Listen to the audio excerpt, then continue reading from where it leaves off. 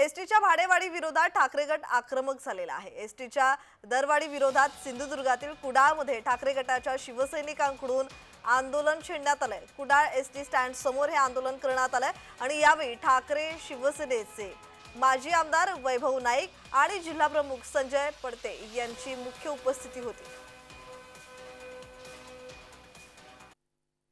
खरं तर निवडणुकीच्या पूर्वी सरकारने वेगवेगळ्या घोषणा केल्या होत्या आणि निवडणुकीमध्ये गेल्या 2 वर्षांमध्ये निवडणुकीच्या आधी सरकारच्या विरोधात वातावरण होतं आणि त्यामुळे वारेमाप आश्वासनं दिलीत आणि लाडक्या बहिणींना 50% मोफत, एसटीची दरवाढ केली नव्हती आणि आता निवडणुका झाल्याबरोबर ही दरवाढ केलेली आहे आणि ही दरवाढ कोणालाच कळली नाहीत। एवढंच कशाला परिवहन मंत्र्यांना सुद्धा ही दरवाढ माहिती नाही आहे। वस्त्याच्या योजना बंद करण्यासाठी टायमावर एसटी सोडत नाहीत। 7ची एसटी 9 वाजता आणि त्यामुळे प्रवासी मिळत नाहीत आणि मग भारमान म्हणून त्या एसटी बंद केल्या जातात आणि त्यामुळे आज मुंबईला जाणारी एकही एसटी आज सिंधुदुर्ग जिल्ह्यातून सुरू नाही। आज अनेक भरतीची पदं रिक्त आहेत। त्यामुळे एसटीची दुरवस्था झाली असताना सरकार आज योजना जाहीर करते, परंतु सरकार एसटीला पैसे देण्यात आहे।